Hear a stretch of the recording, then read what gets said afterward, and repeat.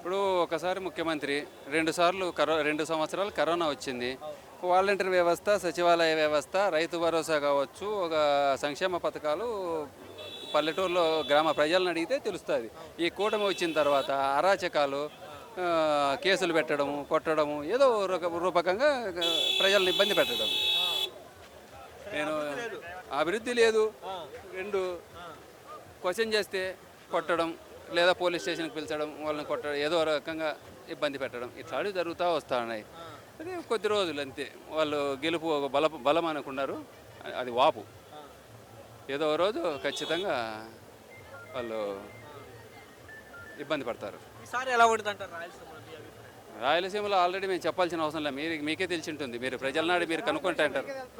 జనాలను చూసి అనేది కాదు, ప్రజల నాడి మీకు ఆల్రెడీ సాధ్యమైనంత వరకు మీకు తెలిసి ఉంటుంది మీకే.